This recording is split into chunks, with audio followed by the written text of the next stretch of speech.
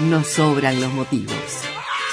Como ya verán, acá estamos charlando desde hace rato con el invitado de la tarde de hoy y yo me preparo para decir unas palabras porque me gusta hacer este cuento. Qué linda es. Hace muchos años yo era joven y alta, muy alta, estaba rondando el 1,80 m. Resulta ser que voy a una entrevista de trabajo, me encuentro al señor periodista, escritor Alberto Galo, que fue mi jefe, y tengo la entrevista con él y a partir de ese momento empezamos nuestra relación y nos fuimos encontrando en la vida en varios momentos, en distintas ocasiones. Y ahora es un placer recibirte, Albert, acá con Juan, con Aris, porque también compartimos la radio durante tanto tiempo. Y ahora estaba diciendo, nos compartía Alberto, dice, en el 2019 me fui de la radio, que te jubilaste de la radio, y me parece increíble tanto tiempo. 2019, Alberto Galo, hola. Muchas gracias primero por invitarme. Me emociona mucho lo que dice Mónica, mucho, me emociona mucho escucharla, porque son esos encuentros de la vida lindos, que cuando te los recuerdan así como lo escuché ahora, y que además, desde mí, tú contaste tu lado, ¿no? El mío era recibir a una piba súper talentosa, que me acuerdo el momento en el que empezó, me dijo, voy a empezar a hacer teatro. Yo digo, vamos, qué genial. Y arreglamos el horario para hacerlo flexible, para que pudiera o salir antes.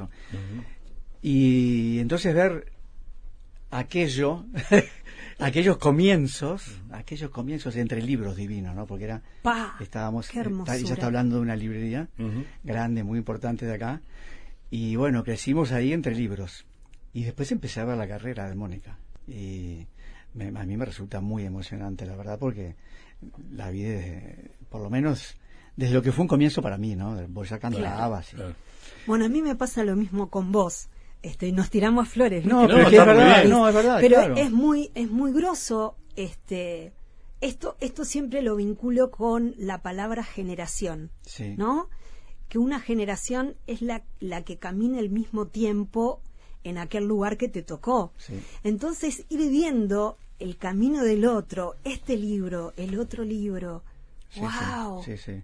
Es un dato muy fascinante. No me pasa solamente contigo, ¿no? Me pasa, yo por ejemplo en la pandemia, que ahora vos decías 2019, y ya decía lo que distorsionó la pandemia, ¿no? Porque parece que hiciera mucho más, a mí también, ¿no?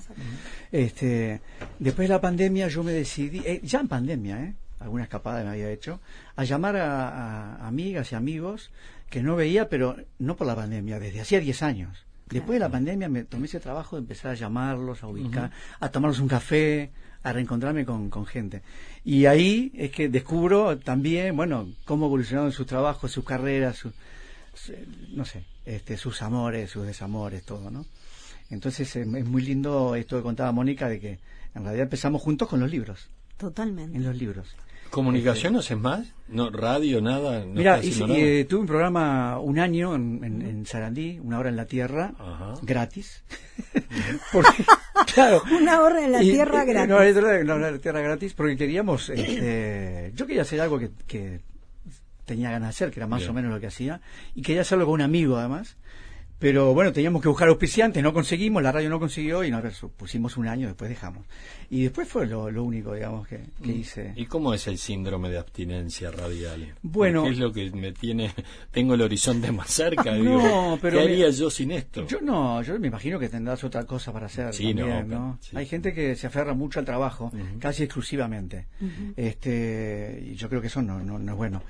Me parece que antes tenés que ir pensando qué otras alternativas podés tener. Claro. Y en mi caso, ahora hablábamos con Juan, pude focalizar en la literatura. Entonces están pasando cosas que empezás a recoger cosas porque focalizás únicamente en lo, ¿no? Efecto Mariposa a mí era un programa que me gustaba muchísimo, pero era también muchísima información diaria que me quitaba tiempo para escribir, ¿no? Claro. Entonces al principio esto de que me jubilé obligado porque fue por el tema de los cincuentones fue un cimbronazo porque no tenía intenciones de dejar la radio no tenía. Pero después le empecé a tomar gustitos.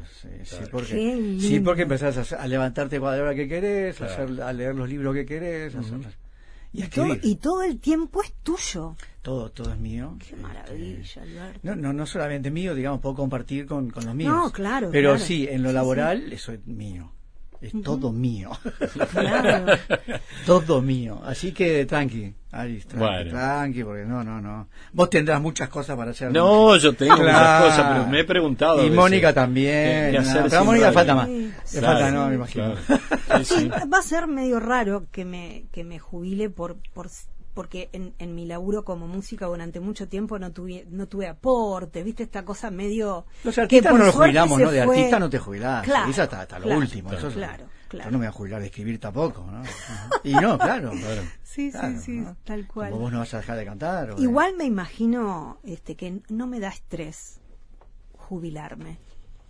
Porque digo, o sea, listo, como Sí. una etapa más, al Sí, contrario, sí, no sí. tenés que estar como Sí, sí. rindiendo cuentas a nadie, tu tiempo todo tuyo, escúchame. Sí. A mí- me quedo verde, Aris, de tomar mate. Claro. Y escuchando la radio, mate y por supuesto. lectura, Y sorda, mate y sorda, y y sorda. Me quedo tipo Shakira, sorda y muda, todo junto. Bueno, todo cuando junto. invitamos a Alberto Galo dijimos, bueno, nos podemos pasar todo el programa Totalmente. hablando de radio, de De la todo. vida, y está bien, pero quiero enfocarme en este libro que cuando lo vimos dijimos, qué nombre raro, ¿no? Que puede disparar para cualquier lado, y después cuando uno se va adentrando, allí encuentra cómo alguien, un escritor ahora con todo su tiempo, puede hacer de una tragedia buscarle el lado de humor y al mismo tiempo estar relatando una tragedia. Sí. Esto me sucedió, por lo menos no sucedió con Mónica, con Nunca acaricies a un perro en llamas, que Alberto Galo, su autor, nos está acompañando. Contanos un poco la génesis de esto. Bueno, a ver, ¿por dónde empiezo? Porque es muy lejano el asunto. Uno cuando mira la infancia a la distancia, yo tengo la teoría de que todas las infancias son raras. De Ajá. todos. Si la mirás de lejos, Ujú. ¿no? Claro. ¿Y dónde estaban mis padres cuando yo estaba subido a un pino en una tormenta? Porque con mi hermano nos subíamos a un pino. Cuando vino tormenta nos subíamos a un pino para balancearnos en la punta así. No, Claro. esto ¿Dónde es estaba de- mi viejo? Qué raro eso. Claro. Tipo, capaz que mi infancia fue un poco más rara que la de los otros, pero porque además mi viejo era mago de un canal, era relojero, Claro. mi madre hacía vestidos de novia, teníamos esas cosas que a la distancia, para mí eran en aquel momento naturales, tener un padre mago Claro. y relojero. Pero Claro. a la distancia me doy cuenta de que no deja de ser de tener una cierta rareza. Papá arreglaba los relojes de todos los japoneses de Colón. Vivíamos en Colón, donde está la Sociedad Japonesa del Uruguay. Arreglaba los relojes de todos los japoneses que tenían y tienen invernáculos en el de Sica.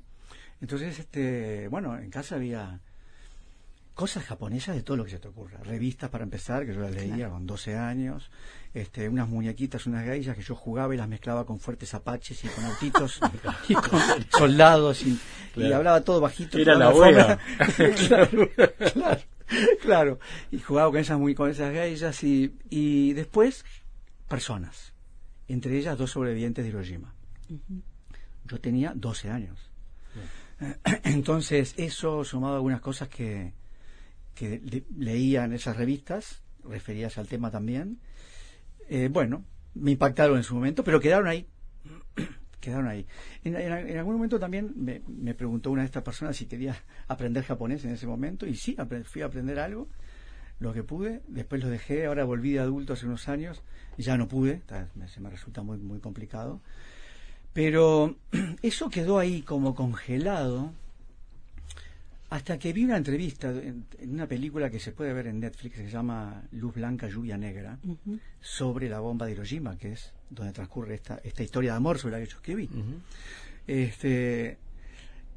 6 de agosto de 1945, 8:15 de la mañana, cae esa bomba. Bueno, en este documental entrevistan a 2 personas y el periodista les pregunta: ¿qué sintieron ustedes que estaban en la zona cero?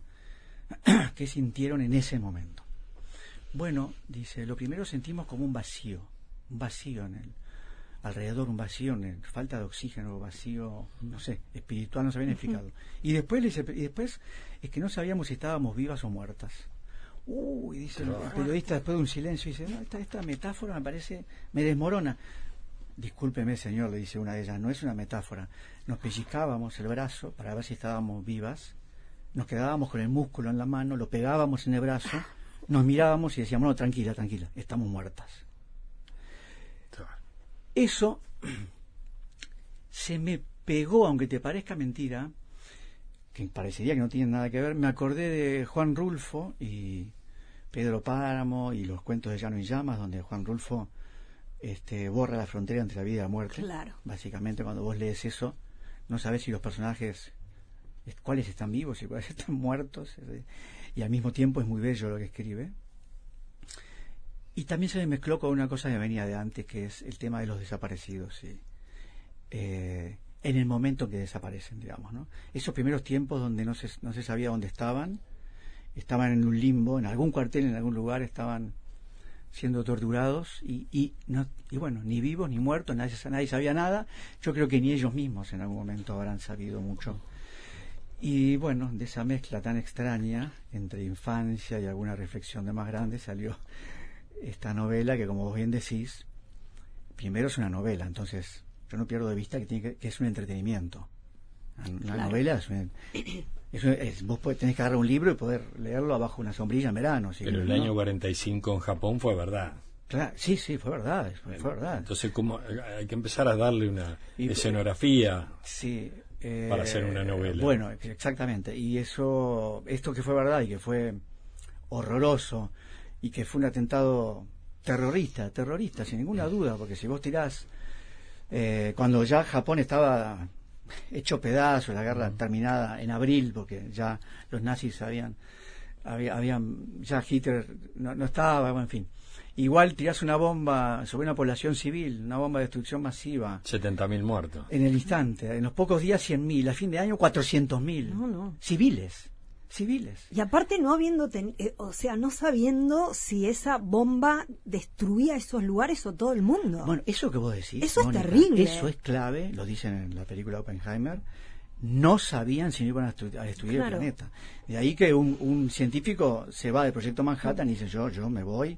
Y después entran en esta película, está en la entrevista y dice, miren que se podía ir la gente, Claro. de ese proyecto. Ni me metieron preso, ni nada, me miraron raro, pero nada, porque se podía ir el que no estaba de acuerdo con esto. Entonces, la cuestión, porque más allá de banderas, me parece que las guerras desde entonces, desde esta bomba, cambiaron para siempre. Al principio las guerras eran cuerpo a cuerpo. Un campo de batalla, un ejército de un lado, ejército de otro, boom, se juntaban en el medio, se hacían bosta, Claro. y se terminaba ahí. No. Pero a partir de la Primera Guerra Mundial empezaron a morir muchísimos civiles. En la Segunda ya empezó a ser masacre. Y el eje que marca la cuestión es esta bomba de destrucción masiva, que termina en lo que estamos ahora. En lo que estamos ahora, donde parecería que lo más importante, en cualquier guerra, me refiero a cualquiera, al Sudán, cualquiera que se te ocurra, hay 10, 15 hay en este momento. En este momento hay 15 guerras que están ocurriendo. Conocemos una, parecería que es la única, Claro. no, hay 15. Y en esas 15 mueren niños y niñas todos los días. ¿Por qué? Entonces parecería que las guerras, las nuevas, te mato más civiles. Ojo que te mato más civiles. Ujú. ¿No? Es como al revés que al comienzo. Sí. Y a mí eso me resulta muy doloroso, me pone furioso.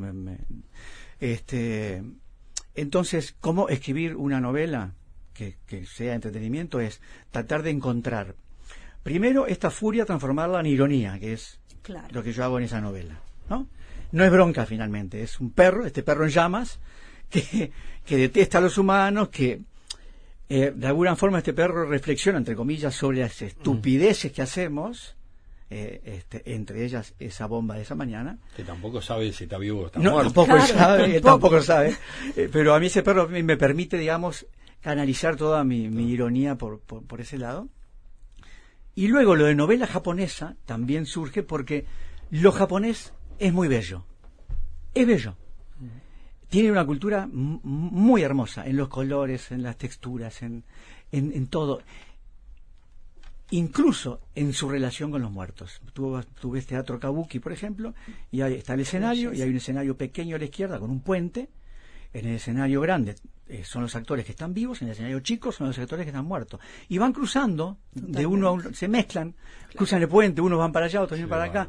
Ellos tienen una relación, yo no te diría a la mexicana, porque la mexicana es mucho más festiva, pero casi bella con la muerte. Claro. Entonces, ¿cómo escribir una novela? Espero, porque a veces parece que me voy por las ramas, pero vuelvo. No, estoy bien. Vuelvo. Vayámonos por las ramas. Vuelvo. Somos especialistas con Maris. Es esto, trabajando la belleza y el humor. Y ahí compenso, bueno, y otra cosa, perdón, la trama, que al final es una historia de amor entre dos personas que no saben si están vivas o muertas, y que en realidad no importa, casi esto es secundario, porque finalmente el amor siempre se abre paso. Totalmente. Ahora, ¿sabes qué me pasó, Alberto? Me da la sensación de que podría decir, bueno, al fin alguien contó la historia del lado de las víctimas o de los civiles o de los que no tenían nada que ver, porque la historia siempre la cuentan o los que ganaron o los que perdieron, pero estaban en el meollo del asunto. Sí. Y en este caso me da la sensación de que, bueno, nosotros, los perjudicados de siempre, contamos nuestra historia también. Yo perdía todos los exámenes de historia en el liceo. Perdía todo. Detestaba la historia, pero así, Sí. Desde el fondo. Y más tarde empecé a detestar la literatura. Mirá vos. Mira. La literatura fue con el Quijote, hasta que el profesor me dijo, ¿no es que a vos te gustan esas películas que son road movies? Me encantan. El Quijote es un road movie, me dijo. Claro. Léela como así, como una historia que transcurre en el camino, y no le des pelota a los pies de página. Y me la leí toda y me impactó. Y lo otro, ¿qué era? La historia. La historia. Detestaba la historia, entre otras cosas, porque me parece muy jodido lo que vos decís. Los que quedan en los libros son siempre los que ganan. Yo siempre cuando leía historia, incluso obligado para salvar exámenes, yo decía, ¿y los otros? ¿Dónde está? ¿Cuál es la opinión de los otros? Porque necesitaba, tal vez ya tenía el periodista un poco en el fondo, ¿no? Y necesitaba las dos opiniones para contrastar. Y yo veía que todo venía como muy sesgado, muy de un lado solo. Y entonces ahí empecé a leer historia y a interesarme y de alguna forma todo lo que escribo tiene, en todo lo que yo escribo aparece la historia desde el otro lado. Hay ahí una investigación en tu libro, sin duda, de todo este contexto. ¿Y qué plano tiene, a ver si puedo ser clara, qué plano tiene la literatura, qué lugar tiene la historia en la construcción de la novela? La literatura siempre tiene que torcerle el brazo a la historia. Siempre tiene que ganar. Claro. Siempre tiene que ganar el cuentito. Yo no soy historiador, no estoy haciendo un ensayo sobre la bomba de Hiroshima y las radiaciones a largo plazo, no soy un físico, no. Pero todo eso lo tuve que investigar, todo, incluyendo la física. Todo eso tuve que investigarlo. Pero finalmente yo quiero contar el cuento. Claro. Y el cuento que es un cuentito que es una historia de amor en ese momento. Y eso siempre tiene que ganar. Si no, no es literatura. Claro. Y además, lo que también tiene que pasar inadvertidas son las reflexiones propias, las mías. Tampoco pueden verse las reflexiones del escritor. Son los personajes, es el perro, ¿no? No sé, ustedes que me conocen, acá puede ser que esté Alberto. Bueno, puede ser. Pero es que con este perro encendido es como que te vi, porque sos re perrero vos. Bueno, tenés como un vínculo muy especial con el que los te perros, conoce, claro. el que te conoce es posible que encuentre dónde aparezco. Pero la verdad es que uno no debe aparecer. Entonces, la literatura siempre tiene que ganar. Y lo otro, que cierro lo que recién me preguntaba Aris, por fin alguien cuenta la historia desde otro lado. Otra vez lo digo, sin la bandera. Yo lo que quiero contar es la historia de los civiles. Claro. De los civiles del otro lado.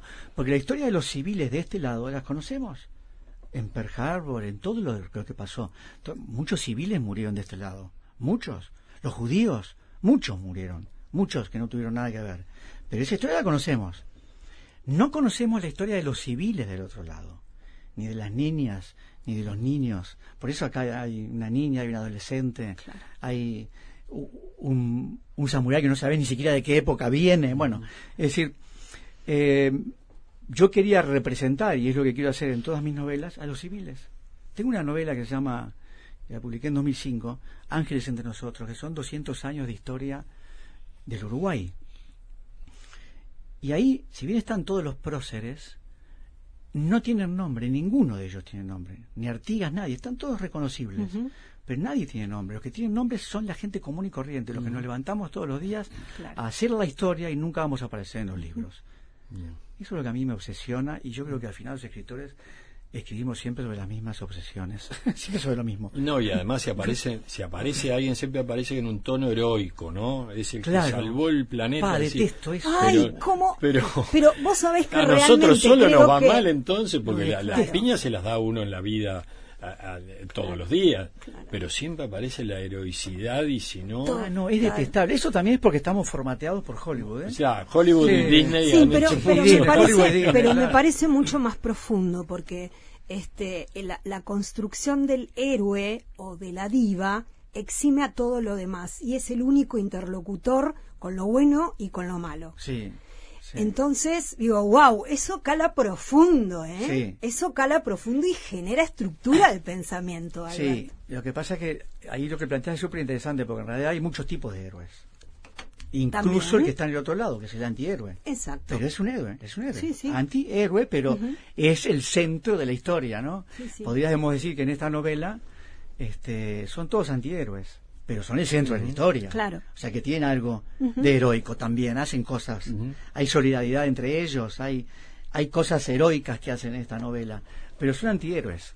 Tienen varias certezas, pero parecen mucho interrogantes. La primera es si están vivos o muertos. Claro. Hasta Cristo, el perro, lo pregunta. Yo había separado allí una parte para leer, pero está muy jugosa la charla, así que vayan y compren el libro, que también. Pero ¿Ya se nos termina el tiempo? No. Pero digo, en el se libro pasa volando. En el libro hay mucha pregunta en ese andar, y hay mucho andar también. Sí. Hay mucho transitar, siempre van, y ese personaje, ¿no? Los dos, sobre todo el perro. Eso que decís vos, Aries, es un acierto, porque esto que decís siempre van, eso fue consciente. Ese fue un trabajo consciente. ¿Qué quiere decir siempre van? Y esta historia transcurre como una onda expansiva, que siempre va ampliándose, ¿no? Lo que dura esta historia dura lo que dura la onda expansiva de la bomba, podría decir, ¿no? Entonces siempre van hacia una dirección, no saben buscando qué, pero sí, sobre todo una respuesta. Eso, tratar de averiguar si están vivos o muertos, algo que por supuesto no vamos a decir en esta radio. Obviamente. Por supuesto. Albert, a ver si puedo llegar a donde quiero. Esto, ¿qué sana profundamente en vos? Pero profundamente, no técnicamente. Perdón? No, ¿Qué sana en vos cada libro que terminás? ¿Por qué, en el fondo, por qué escribís? ¿Cuál es el sentido? ¿Qué sentido genera en vos escribir? Bueno, más allá de lo técnico, ¿no? Lo que pasa es que pegás en el clavo una cosa que es muy, muy importante. Para mí la literatura cura. Claro. Desde tercero de escuela hasta sexto nos sentamos con Evita Firpo en el mismo banco de madera, aquellos que tenían un tintero en el medio. Y cada año íbamos a preguntarle a la maestra si nos sentaba juntos. No teníamos vergüenza, íbamos de la mano, maestra, ¿nos podemos sentar juntos? Sí, claro, se sorprendían, porque éramos chicos. Hasta sexto año. En sexto, cuando terminamos las clases, yo hice un baile en mi casa, básicamente como para ella. Eran juntarnos todos, pero claro, yo quería ver a Evita. Porque en realidad éramos amigos. Y ahí bailamos juntos. Seré viejo, ¿eh? Pero qué lindo, qué lindo. Qué lindo. Teníamos 11 años, ¿eh? Después ella repitió todo diciembre, repitió un baile en la casa, lo mismo. Bueno, pasó la Navidad, un día suena el teléfono en mi casa, atendió mamá. Yo estaba sentado en el living, en el sillón del living, y fue una llamada muy corta, muy austera. Mamá me miraba así medio de rojo. Sí, no. Gracias, colgó. Silencio. Viene, se me sienta al lado, me dice, mira, en la vida pasan cosas y te vas a cruzar con eso, a veces pasan antes de tiempo, y a vos te pasó antes de tiempo. ¿Qué pasó? Bueno, que Evita se murió. No. Y me puse a escribir. Fueron las primeras cosas que me pasaron, es que me puse a escribir. O sea que la literatura me salvó, digamos, en este sentido. Me puse a escribir, después me puse a pensar cosas como esta, de la que estamos hablando, lo vivo, lo muerto. ¿Por qué el rayo pegó en el mismo banco, pero un poquito, medio metro para acá, ¿y por qué no pegó donde estaba yo? ¿No? Estas cosas de... por las preguntas, vos decías, hay muchas preguntas, claro, hay muchas preguntas porque hay muchas respuestas que no tenemos, que seguimos sin tener. Esto, ¿por qué el rayo cae ahí? Y porque Paul Auster tiene un cuento hermoso donde va contando que con unos amigos en una tormenta de verano se escapan por el campo, van de por qué él se puso a escribir sobre el azar, ¿no? Van corriendo por el campo, van cruzando el alambrado, él iba 1,5 metros atrás, cae un rayo cuando el amigo estaba cruzando el alambrado y se lo mata el amigo. Claro. Y él dedicó toda su vida a escribir sobre el azar, ¿no? Y bueno, yo he dedicado toda mi vida a escribir sobre estas incertidumbres también de alguna forma del azar, esta cosa, por qué algunos quedamos, por qué otros se quedan en el camino, y que al final de cuentas esa es la sal de la vida, porque si esto fuera eterno sería insoportable, ¿no? Es decir, esta cosa azarosa de que va dando vueltas y bueno, un día ya no, y que además nacemos ya con ese signo, nacemos sabiendo que esto tiene un final. Bueno, son la literatura, vuelvo otra vez, parece que me voy pero no, la literatura cura, y a mí me salvó porque a mí se me murió Evita cuando tenía 11 años, sin llegar a ser novios todavía. Tremenda historia, pero de todas maneras va en vos también, ¿no? Yo recuerdo algo que me dijo Mónica una vez, que estábamos hablando, yo le decía, fíjate, nosotros leemos una cantidad de libros, escuchamos música diferente a lo que escucha la gente, hacemos entrevistas cálidas, digo, no sé, y Mónica me dijo, porque somos más sensibles. No quiere decir que eso sea algo mejor o peor, pero le encontré una respuesta a algo que yo no tenía. De repente los escritores pasa lo mismo. Tienen una sensibilidad más a flor de piel que necesitan descargar en un papel o contarle a otro. Yo creo que eso le pasa a cualquier artista de cualquier disciplina. Me parece que, es más, me parece que el arte es eso. Es decir, yo creo, Mónica, que no podés cantar, subirte a un escenario y cantar si no lo haces desde el lado de la sensibilidad. Y yo te veo cantar a vos y se te ve como canta tu cuerpo. El triperío, con el claro, triperío. El cuerpo, todo, es decir, todo. No es solo la voz, ¿no? Es poner en acción algo que está íntimamente relacionado con la sensibilidad. Lo que yo sí creo es que en este momento de la humanidad estamos más distraídos que nunca. Ay, totalmente. Estamos Si totalmente hay algo que el arte nos vuelve a sí mismo. Por eso creo que muchas veces el arte en general no es tan incentivado, porque es muy peligroso en sí mismo, porque es volverte a tu propio cuerpo. Sí. Y la distracción es estar precisamente en todo lo contrario, estar fuera de vos. Claro, estamos totalmente en otras. Por eso están pasando todas las cosas que pasan y por eso están una manga de bobos y locos gobernando el mundo, porque tenemos una distracción como nunca tuvimos, me parece a mí.